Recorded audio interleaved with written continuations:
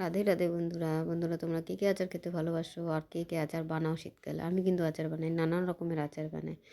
তো আজকে ভাবলাম যে সকালবেলা টিফিন খাওয়ার আগে একটু লঙ্কার আচার বানাবো। ওই জন্য লঙ্কার আচার বানাবার জন্য লঙ্কা ধুয়ে কেটে রেখে নিলাম, আদাও কেটে নিলাম বন্ধুরা। কেটে কুচি কুচি করে একটু নুন আর হলুদ দিয়ে মাখিয়ে রাখবো। টিফিন খাওয়ার আগে মাখিয়ে রাখবো, তাহলে কী বলো তো, 1 ঘন্টাও যদি ওর মধ্যে নুন আর লেবুর রসটা ঢুকে যায় তো আচারটা খুব ভালো হয়। তো ওই জন্য কেটে ধুয়ে মুছে, যে লেবু দেখো, লেবুও কেটে নিলাম, যে মাখিয়ে রাখবো আচারটার মধ্যে, তো ভালো লাগবে।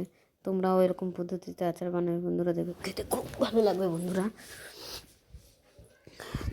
শীতকালে খুব ভালো লাগে। দেখো মাখিয়ে নেবো লেবু। এই মেশিনটা কিনেছি, কিন্তু এটাতে না ভালো রস বেরোয় না। এই হাতে চিপেই রস যেটা বেরোয়, আমার মনে হয় এগুলোতে বেরোয় না। কেন কিনেছি কিন্তু বেরোলো না, এই হাতেই চিপে ইয়ে করলাম। তারপরে যে একটুখানি কালো নুন দিয়ে, মানে বিট নুন যেটাকে বলে, সিন্ধা নমক দিয়ে, লেবু দিয়ে, আদা আদা কুচি করে, লঙ্কা আদা কুচি মাখিয়ে রেখে দিলাম। তারপরে যে সকালবেলা নিজের টিফিন কী বানাবো আজকে, তোমরা আমার মতন কেউ মুড়ি মাখা খেয়েছো? আচার দিয়ে টমেটো, মটরশুঁটি, গাজর, শসা সব দিয়ে মুড়ি মাখবো, চানাচুর টানাচুর মুড়ি মাখবো। আজকে টিফিন মুড়ি মাখা খাবো। দেখো নিজের জন্য মাখিয়ে নিলাম আচার টাচার সব দিয়ে, আলু ভাজা মুড়ি মাখিয়ে নিলাম বন্ধুরা। রেডি করে নিলাম একটা 2 চামচ মৌরি, 2 চামচ সর্ষে আর এই সামান্য মেথি দিয়ে হালকা রোস্ট করে ভেজে নেবো। হালকা ভেজে নিয়ে তারপরে মিক্সিতে পিষে নেবো বন্ধুরা, দরদরা করে পিষে নেবো। তারপরে এই যে নুন হলুদ, ওই নুন আর লেবুর রস মাখিয়ে যে আচারটা রেখেছিলাম ওটা নেবো। আর যে একটুখানি কড়াইতে তেল গরম করে একটু সামান্য হলুদ দেবো, যাতে কাঁচা হলুদটা গন্ধ না ছাড়ে। আর যেটা পিষে রেখেছিলাম সেটাই লঙ্কার আচারটার মধ্যে সবই দিয়ে দেবো।